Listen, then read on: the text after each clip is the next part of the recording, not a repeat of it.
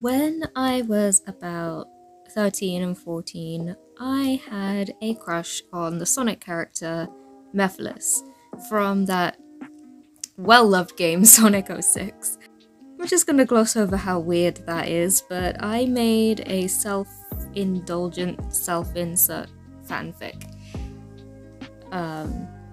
Where I guess I met Mephiles, and it's completely bonkers, and I am also going to say that just because I'm making fun of what I wrote in the past, that doesn't mean that self-indulgent, self-insert fanfics are bad. If you want to write one of those, go for it. I am all for just, I don't know, indulging yourself because, like, you're you. Do what you want, right? But I'm making fun of my past self here. It all started when the dimensions changed. I was walking along in the park and everything was perfectly normal to start with. That's a reference to a show called Stupid. I don't know if anyone has seen it or remembers it. Like, it was a British kids show and it was the best thing ever. It was my childhood. Okay, I'll be serious here. This is serious after all. So, as I was saying, I was walking along when suddenly the air ripped in half. It was in the middle of the area where it... No. I was in the middle of the area where it ripped, and I was gasping for air. Then, all sorts of weird people appeared from nowhere. I could name a few. Mario, Sorbet, Sonic the Hedgehog, and uncountable Reposers. Sorbet's from Magical Star Sign, and the Reposers are from Drawn to Life. Then I saw him, Mephiles the Dark, staring right at me. I mean, honestly, if someone with eyes like Mephiles' was staring at me, I would be kind of creeped out, not gonna lie. By then, I had moved away from the gap in the air and got my breath back, but I started choking all over again at the sight of him. I'm obsessed, see? So obsessed that I don't function properly. You know, some things don't change, I'm like that now about Ingo, so... Suddenly, I heard footsteps from behind me, so I turned around to see who it was. It was Prince Phobos from Witch! He was, as always, very stunning, but he was thinking evil thoughts. How could I tell? Because of the sinister expression on his face. I couldn't bear it. I ran as fast as I possibly could, away from Phobos in hope that he would leave me alone. So, like... I'm running from Phobos, but at the same time I'm obsessing over Mephiles. They're both evil. My logic is completely flawed. Mephiles was halfway down the street now, but the problem was, he was in the middle of the road. The cars weren't the problem because somehow they were flying. And that's never brought up again. The street was crowded with more fictional characters, so I had to flail myself around in order to get past without pushing. Most of them did, but Mephiles didn't notice, and I was running fast down a hill. That made me crash straight into him. That was very clever of me. Not. Oh no, I am terribly sorry, I said, getting off him so he could breathe. Does Mephiles even breathe? He's like... literally... sentient darkness that made himself look like Shadow. I couldn't control myself, and I did try to tell you I was coming. When? I could sense the millions of eyes staring at me. I was looking at Mephiles. The only one who wasn't staring at me was Mephiles. I gave more excuses and fled, leaving him dazed and kinda embarrassed. Does Mephiles get embarrassed? Just at that moment, Phobos appeared and everything went black. Chapter 2. I opened my eyes to find myself in a room with little light only from a small candle. I was on my own, so I decided to look out the window to see where I was. I had no idea. All I knew was I was... That comma... That's a weird comma placement. All I knew was I was near the ocean, but the sky was pink. Okay. The ground was orange, alright. Water was yellow. Ew. Trees were blue, and there were these hypno flowers. They made me drowsy. And there was a strange multicolored mist in the air. I don't think this is ever explained, especially since the story goes completely off topic from this weird multi-dimensional apocalypse. Oh my god, It's like Chris Chan's dimensional merge. Oh my god, I didn't even know about Chris Chan at this point. The door swung open and in came Phobos. My heart was pounding. I turned away from the window, waiting for him to feed me to the Larvek or whatever. So this is like the cartoon version of Phobos, not the comic version. Do you know why you were brought here? He asked me. I swear he's psychic. I said nothing. He continued. I can sense that you can help me find my sister, Elion. You have the power to, don't you? I don't think that has ever been explained. Elion? If I remember correctly, she's the light of Meridian. But this world I was in certainly wasn't Metamor or Earth. As an expert on witch, I knew that Phobos only wanted to kill Elion and steal her immense power, but I was too scared to protest because he's pure evil, says the one who's crushing on Mephiles. I turned back to the window after telling him I'll think about it, and I couldn't believe what I saw. There, standing ankle-deep in the sea, was Mephiles. He had his back turned away from the window, and he seemed to be looking for something. That was when I spotted my chance of escape, and possibly a date.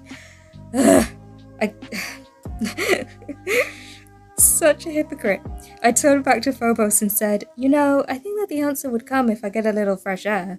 Surprisingly, Phobos agreed, so I went outside to speak to Mephiles. I feel like Phobos is a bit out of character here, but... Chapter 3. Hey Mephiles, I said to him, hoping to get his attention. It worked! He turned around and our eyes met. I was held still for a while, as if I was hypnotized by his intense stare. I mean, it could be the hypnoflowers. Then he spoke. Hello, Ali. Oh my gosh, how did he know my name? I decided not to ask that because someone could have told him, but I did ask the other question on my mind. What are you doing here? He said nothing and turned his attention to the unnaturally coloured water. Someone peed in it, I'm sure. Then he answered, I was following Phobos. I suppose that answer was okay. He seemed to get the impression that I wanted to know why, so he continued. After he knocked into me, a very clever thing of me to do, I saw who you were running from. The minute I saw him take you here, I followed him. I didn't get a word of that. Okay, so the English was all correct. I didn't understand what he had said. He still hadn't explained why he decided to follow Phobos. I didn't want to pressure him with more questions, so I stared into the yellow ocean. Ew. I didn't know about him, but I was falling in love. I mean, at this point, I thought I was already technically in love, air quotes. Plus, I had only spoken to him once at this point. None of this makes any sense. Suddenly, someone appeared from behind me. No doubt it was Phobos, or it could have been Cedric. You have taken far too long, Ali. It was Phobos. I was beginning to think that you ran away. I was right outside the window, wasn't I? Have you decided your answer yet? I didn't look at him. I looked up to Mephiles with pleading eyes, signaling to him that we must get out of here. He got the message. Why is he so out of character? Why does he care? I grabbed his hand and focused. I could feel the air gathering around me. As I opened my eyes, I felt lighter. I was able to rise into the air. I didn't know how well Mephiles could fly, or if he could fly at all. Why can I fly? So I guided the air towards him, and together we flew off into the twilight. Why can I fly? We flew through the pink sky, and I had one question that I wanted to ask Mephiles. I want to work with you, I said. Okay, so that wasn't really a question, but hey. He looked at me questioningly. Question. So I explained. I'll help you get back to your world for starters. How do I know how to do that? All we need to do is find a way to hold our breaths for long enough to get through the rip in the air, I think. It seemed logical, that's all. So I'm just, like, BSing this. I'm just guessing. I carried on. I know you want to fuse with Iblis and stuff, right? I could, you know, help. I mean, if you like. Okay, I had to admit I felt embarrassed asking him. And I was well aware that Solaris could destroy the world, or even the universe, including me, but I was willing to take the risk. The things we do for love. Then Mephiles answered. I think I could use a little help, he said, as a smile was forming on my face. Sure. As soon as we get to my world, I need you to make Iblis appear, but be careful not to get too close.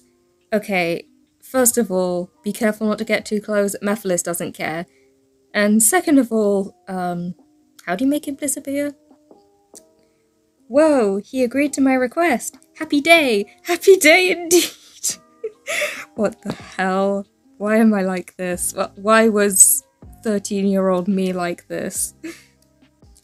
Chapter whatever this is, 5. It didn't take long to find the rip in the air. We were standing near it, wondering what to do about the lack of oxygen in that hole. How were we going to get through? Just then, Haylin from Witch walked by. It's pure coincidence that with her power of air, she could provide us with air bubbles. Didn't I also have power of air that was established earlier? I gathered the air towards me and Mephiles, right? And that's how we flew. So why do I need help from Haylin? Or was it more than a coincidence? Anyway, I spotted Haylin straight away and said, "Excuse me, Haylin, I know you have the power to make an air bubble. Mephiles and I really need some in order to pass through that hole in the sky." Well, that was what I wanted to say, but it ended up sounding like this. "Don't kick me, cause I know you're a guardian.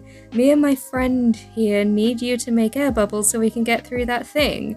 Dah, I'm so idiotic." What? "Why do you want to get through there anyway?" Haylin said. "It's so fun here." And so, after many hours of explaining, the air bubbles were ready and we were through the rip before you could say Mephali. Chapter 6. After we made it through the rip, Mephiles disappeared. I woke up in some dingy place. I'm so great at descriptions. I heard footsteps a little way off. I looked and I saw the spiky hair of Silver the Hedgehog bobbing up and down along with the faint scrape of rollerblades against the floor. That must have been Shadow.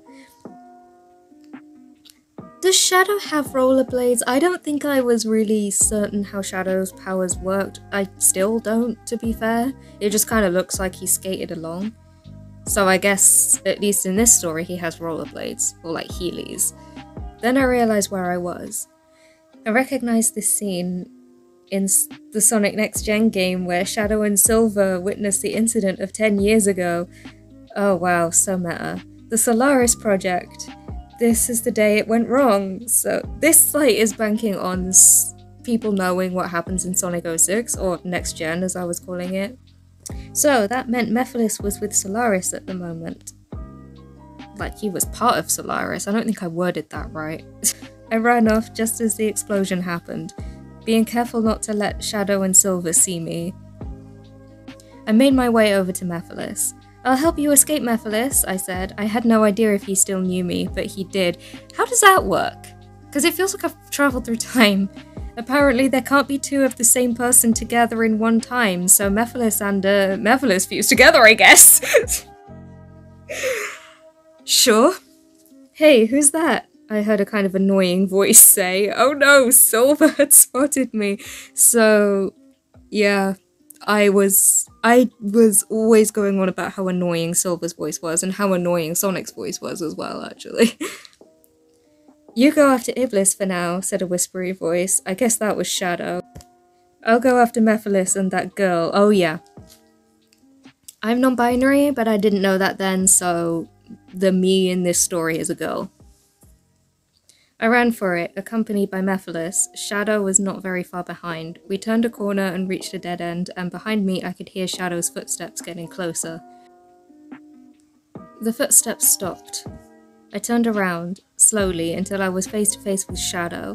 He was holding something. It looked like the Scepter of Darkness. It was the Scepter of Darkness! He was going to seal Mephiles away in it.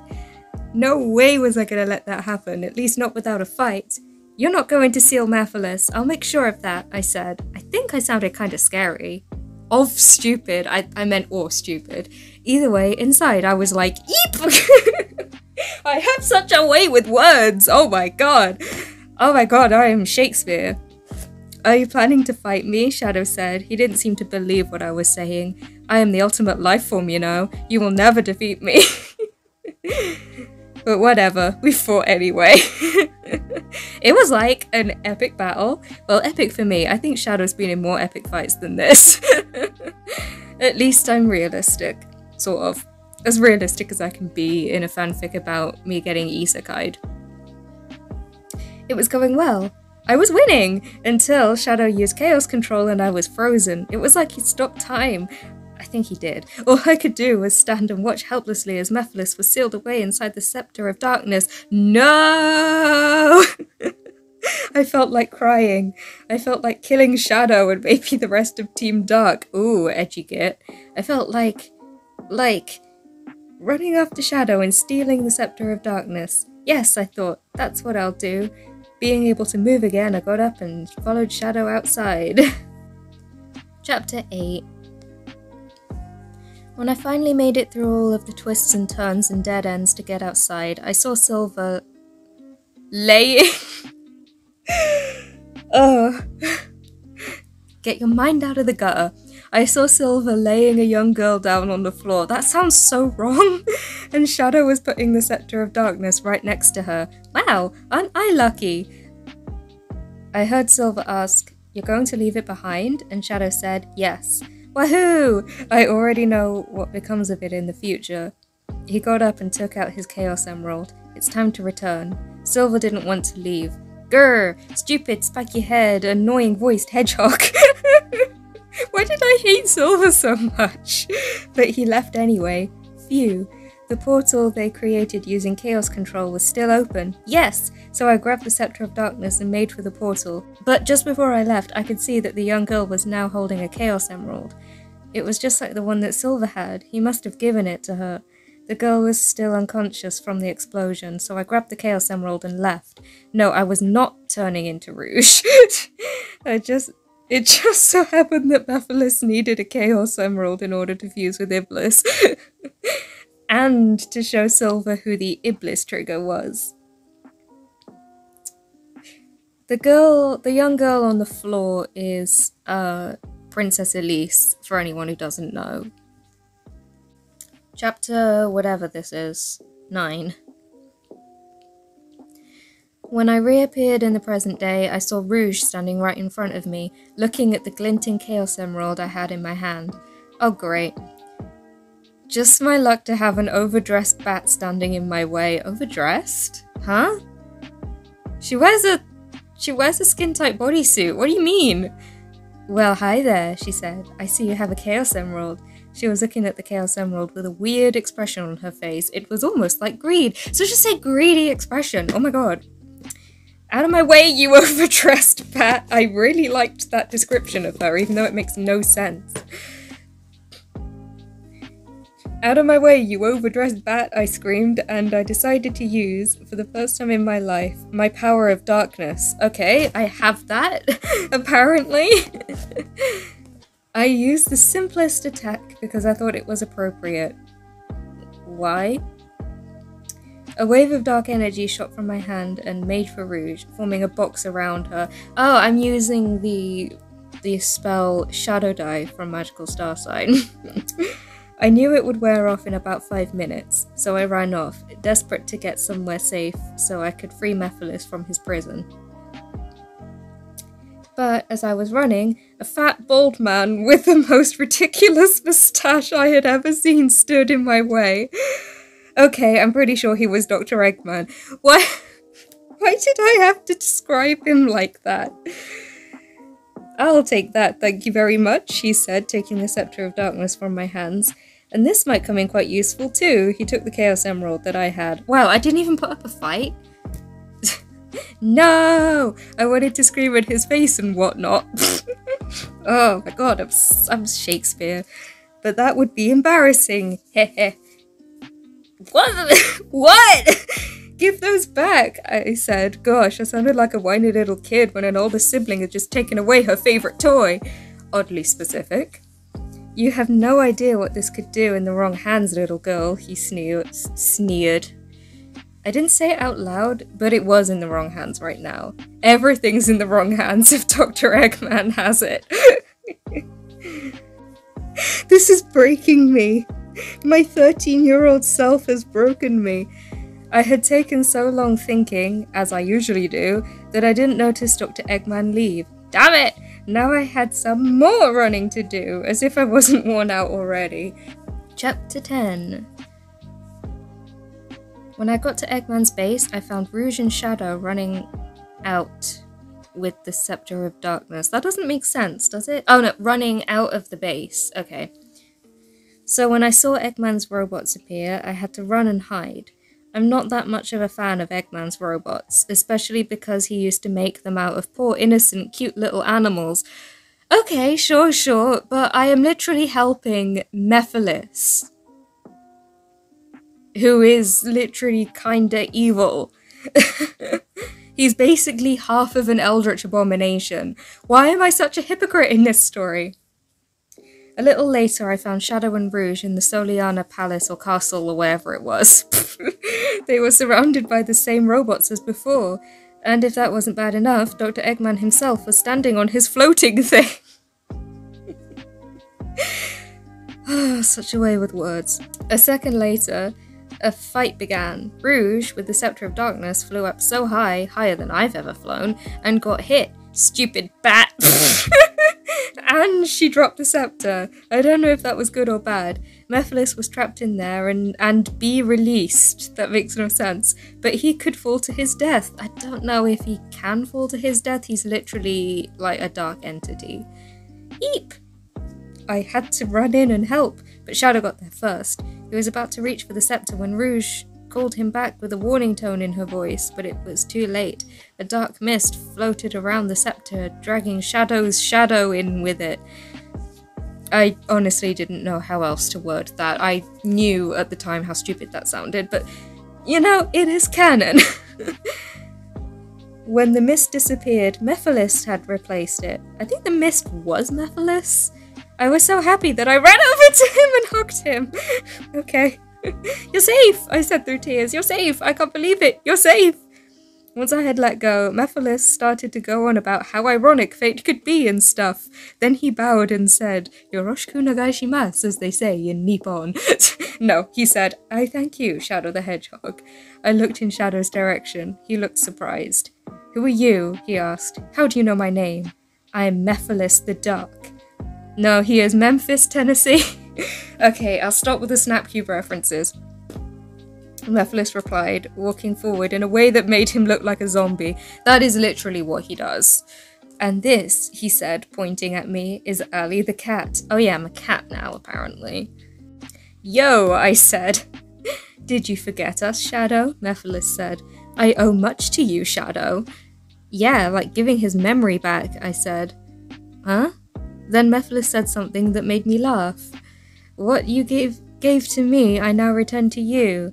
An energy ball appeared in his hand, a one-way ticket to Oblivion. I'm not sure if you get the joke, but there's a ride at Alton Towers called Oblivion. I just thought it sounded funny. Oh my freaking god, I put that in the story. Anyway, Mephiles activated the energy thingy. Words. And we all disappeared into the future. Okay, chapter 11, and by this point I was 14 now. Mephiles and me ended up in Eggman's base in future, but Shadow and Rouge weren't there. That's the thing with all this dumb time travel, everyone separates. Why though? But I was happy to be away from Shadow and Rouge. I want you to lure Silver and Blaze over here, said Mephiles, bringing me back from my thoughts about Shadow and Rouge. You need to bring Iblis up, and Blaze will hear. Huh? What does that mean? She will see if Iblis has appeared and will tell Silver, but don't let Blaze or Iblis see you. This is very important. Okay, I had no idea how to do this, but I went to where Iblis had stuffed himself. How did I know where Iblis had stuffed himself? God. Flew up and clung to a bit of rock, looking for a way to get Iblis's attention, and tried to hang on to the rock without falling into the pool of lava. I can fly though! I saw a Chaos Emerald glinting in the distance. Suddenly I had an idea. Maybe if I knocked the emerald away from where it was, it would wake Iblis. Sure. But just as I was about to fly away from the rock, someone flew up first and grabbed it. I found a Chaos Emerald, said the thingy. Yes, I am very descriptive. Not... Wow. I am roasting myself in my own story. I don't even need to read this. Don't touch it, said another thingy. This thingy came from below me. I looked down and saw 3 other thingies. Oh my god, stop singing thingy! Then I realized who they were. Sonic, Tails, and Knuckles. Shadow was the one who spoke, and Rouge was the one who was reaching out for the emerald. Suddenly I heard a loud roar and a huge splash of lava splashed up. I've lost my thesaurus. I am roasting myself in this story. Iblis had appeared. All I did was watch. I was going to wait until Blaze came along. After the thingies, I'm just going to call them thingies even though I know who they are, had finished their epic battle with Iblis, who is now wide awake, they used chaos control and left. Not long after that, a purple cat made an appearance. Blaze. Damn it! Gosh, Blaze was pretty loud. Why can't Iblis just stay defeated? She must have been very annoyed. Okay, mission accomplished. Did I even do anything? I was making my way back to Mephiles when Blaze happened to see me. Let's just sit back and let Rouge do all the work. Yeah, I literally didn't do anything in this chapter except just hang on a rock. Chapter 12. Who are you? Blaze called out. What are you doing here? Don't you know that it's dangerous to hang out here? I mean, I'm literally hanging out if I'm still hanging from the rock. Good, as long as she thinks I'm a stupid kid, I would be safe. I ran off, acting, hopefully, like a stupid kid. I mean, I don't really think it will take much, because I was a stupid kid. Mephiles! I shouted that about 1,000,000 times when I lost my way to the ruins of Eggman's base. After what seemed like hours, I found Mephiles and told him what happened. She saw you? Mephiles was saying while pacing up and down, up and down. She thought I was some kid exploring places that I could set up a secret club camp or something. Huh? Where did I get that from? I told him. Besides, she'll be back with Silver soon. Mephiles ran off to where Iblis was, and a few minutes later he returned with Blaze and Silver. That's impossible! I heard Silver shout. I wonder what Mephiles said to make him shout so loud like that. Hold on, in this story I was familiar with Sonic 06. So I knew exactly what Mephiles had said to make him say that's impossible. With my help you can, said Mephiles. I have the power to travel through time. Ah, he must have told them to change the past. Oh, there we go. No way, Silver shouted again. I swear the entire universe would be able to hear him. What did Silver do to you, 14-year-old me? While Mephiles was explaining to Silver about the Iblis trigger, Blaze happened to see me again. Hey, I saw you near Iblis, she said. Yeah, I decided to respond. Got lost. I would have died if Mephiles didn't come and find me. He's a good friend. I've known him for a while. I was playing along with Mephiles' plan, making him seem like he was one of the good guys. Can I trust him? Asked Blaze. I mean, he does seem kind of suspicious. Oh, a lot of people get freaked out around him because he doesn't have a mouth. Omega, count how many mouths he has! Omega, count how many mouths he has! But you can trust him. I trust him with my life. Okay, I admit that last bit about me trusting him with my life was kinda true. Really though? At least I don't fear death. Oh, I was an edgy kid back then. If that was the case, I would have been more cautious around Mephiles. Maybe I should have been anyway. Like, not fearing death doesn't mean that you shouldn't be cautious around something that could kill you, right? So, that blue hedgehog's the Iblis trigger? Silver shouted again. That caught Blaze's attention. Blue hedgehog, she said that as if she knew him. And she does! I remember her meeting him in Sonic Rush.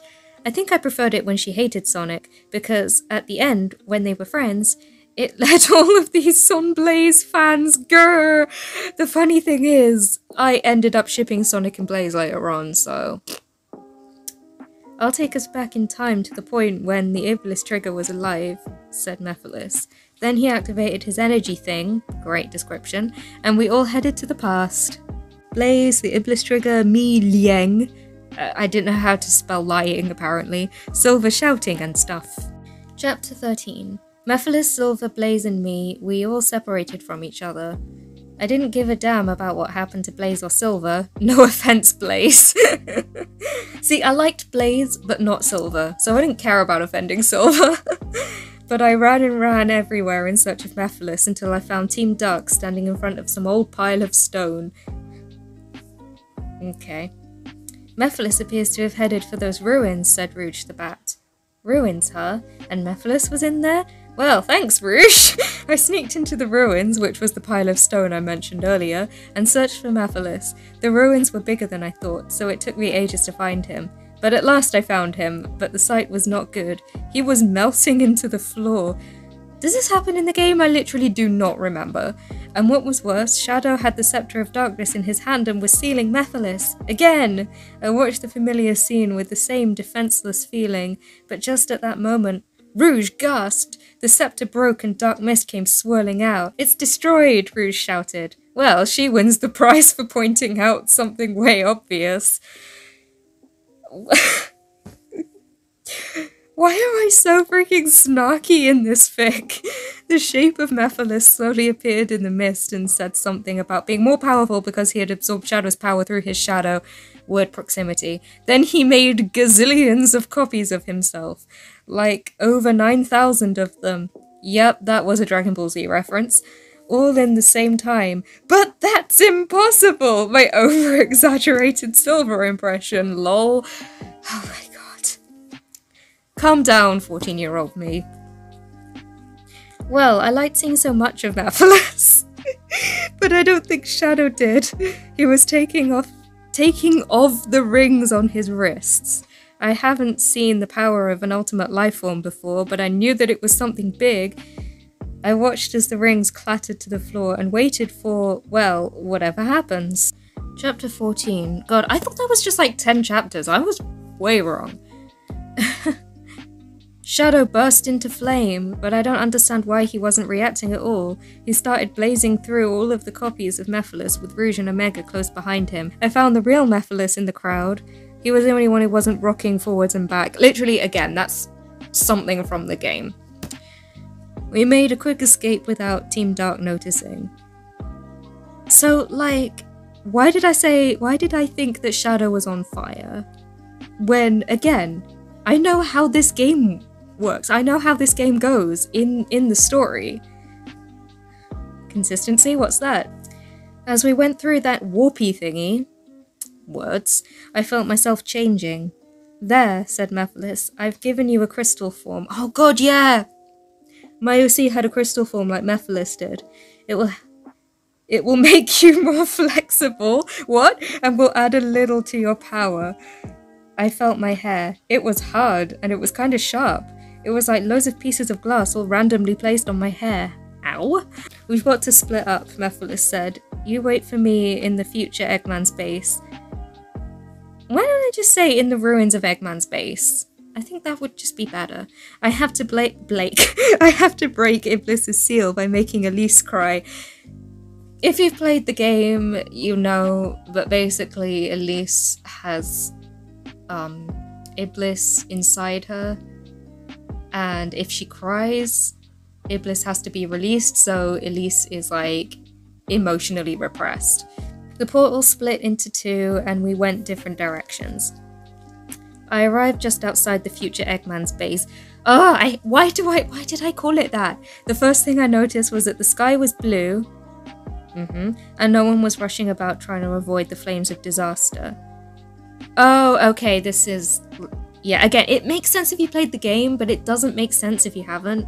Where's Iblis? I asked Silver, who was standing at the edge of a cliff and looking kinda lost. Blaze sacrificed herself to defeat Iblis, he replied. I wish I told her before how much I liked her. I'm sure she knew anyway, Silver, I said. Just then, a white thing appeared in the sky, and all of a sudden the place was crowded with people. Chapter 15. So they all started talking about the end of the world. I thought, good. We've kind of ruined it as it is. This isn't even my world that I'm talking about at this point. And Iblis didn't do much help, did it? But then everyone started talking about waking Sonic from the dead because Elise said, oh yeah, Sonic died. Again, that happens in the game. Mephiles kills Sonic to get Elise to cry. Because Elise is a furry who has a crush on Sonic. No offense to furries. But Elise is totally a furry. I guess I was a furry at this point without even knowing what that was. I can feel his presence. He's not dead yet. Great. I wonder what Mephiles would think. When everyone had set off to find the Chaos Emeralds, I'm losing my voice. Leaving Elise alone with Sonic, Grr, this just leads to more Sonic Elise fans. Okay, but who actually did ship Sonic with Elise, though? Pretty sure most people just found it awkward. I just waited for whatever Solaris wanted me to do. This was more boring than I realised. Oh yeah, the white thing in the sky, that's Solaris. When Mephiles releases Iblis from Elise, he fuses and becomes Solaris. I don't know why he didn't do that before. None of Sonic 06 makes sense, and this is not really helping. Finally, the others came back with all 7 Chaos Emeralds. And then they all took part in some kind of Sleeping Beauty type thing where Elise actually kissed Sonic. Again, this actually happens in the game. As if there wasn't enough Sonic Elise fans as it is. Where are these Sonic Elise fans? Anyway, Sonic woke up in his super form and hugged Elise. Poor Amy must have been tortured. Yeah, Amy was like sitting right there. I always did wonder what the hell Amy must have been thinking, seeing Elise like kissing Sonic like he's some kind of Disney princess. And Sonic turned Shadow and Silver Super too, and they all rose up to defeat Solaris. While the 3 hedgehogs were fighting and the others were watching, I went over to comfort Amy. See, I'm not entirely evil. After a while, Solaris fell. Twice. Yeah, Solaris has a not even my final form type boss battle. And it looked like the hedgehogs were gonna win. Pooh! Pooh! But then the strangest thing happened. First, I heard Mephiles' voice. He said, "Use your crystal form. Use the force. Grab a Chaos Emerald before they scatter." So I did just that, and just in time too, because the emeralds were already disappearing and I had to chase one for ages. I didn't know how to use my crystal form, but I lifted the Chaos Emerald up. I didn't know what I was doing. Mephiles was telling me what to do. Suddenly, I was being lifted towards Solaris, and then I could feel myself becoming a part of Solaris. Chapter 16. The super forms were a lot stronger than I thought. Silver was good even though it was his first time in a super form, but I'm glad Iblis and Mephiles were helping me. It was weird being part of Solaris. I could hear what Iblis and Mephiles were thinking. It's like a gem fusion before Steven Universe was a thing. And the weirdest thing was, Iblis was depressed? What? Apparently he was in love with Blaze? What? Where the hell did that come from? Probably half the reason why she was accepted, as in, like, the vessel to contain Iblis, to get rid of it. I don't know. It's a whole thing in the game. And he was sad because she died, and that if she was living, she would never love him, not even a little. I never knew. Yeah, because that came right the hell out of nowhere. And if Iblis feels love, then maybe Mephiles does too. What the actual hell? But then the stupid hedgehogs defeated us. Grr! We were floating as Solaris around Sonic and Elise. I was trying to separate them because it wasn't doing Amy much good to see them dating. Were they even dating? I don't know. Somehow they managed to slip away. Where are they? I thought. Yes, now that Sonic and Elise have gone back in time, we can be rid of Solaris for good, I heard Silver shout. Oh great, I think I know what he was talking about. I remember a scene from Sonic Next Gen where Elise blows out the flame of hope. Solaris? Duh! If Elise does that, then all the Soneliseness will disappear, and that's good. But Mephiles would no longer exist. No! I had to put a stop. What the hell? I had to put a stop to that. As soon as I broke free from being part of Solaris, Iblis and Mephiles separated too. So, not really explained how I did that. Mephiles created a time portal for me. Surely as Solaris, like, as a whole thing, we could just travel through time as a unit.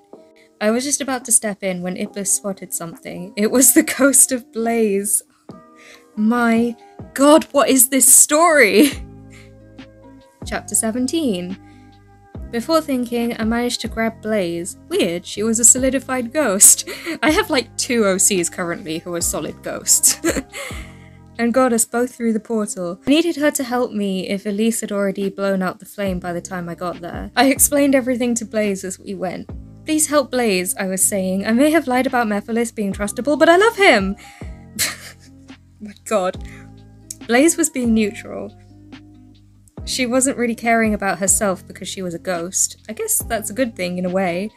We arrived just in time to hear Elise shout, "I don't care what happens to the world!" And she blew the flame out. Before time could rewrite itself, Blaze and me went over to the flame. Blaze and I went over to the flame. God damn it. Also, the timeline would have just blinked out of existence, right? Should do, really. I mean, if time travel was a thing, that's probably how it would work. There would be none of that, like, Back to the Future fading stuff. Though if that was the case, then Back to the Future would have had a really depressing ending, but whatever. Do you think you could call it back from the ashes, Blaze? I asked. Yes, replied Blaze. And then I separate the flames so they become Iblis and Mephiles, right? So, wait, hold on. Sure, Blaze doesn't care about herself at this point, but this is Blaze we're talking about. She literally... she would do anything for the greater good. So... This is completely out of character for her. I nodded, so she relit the flame and separated it into Iblis and Mephiles. How? I ran over, screaming, "Mephiles!" louder than I thought I could go. We were staring at each other for ages, both of us still in our crystal forms. "What are we going to do about Iblis?" I heard Blaze say. Just at that moment, a 3-year-old girl was walking by, and Blaze had no choice but to trap Iblis inside her. Convenient. Also, what the actual hell? Her name was Happier, and she already seemed to be trained not to cry. Well, that's convenient. This isn't a good ending. Good. No Iblis problems for the world then. Yay! Mephiles created a time portal for us. Blaze had come back to life again because she no need to sacrifice herself to Iblis. What? That doesn't make sense. It was a happy day for Silver and Blaze and for Mephiles and me. Okay, well that was a fever dream of a story. Literally, what was that?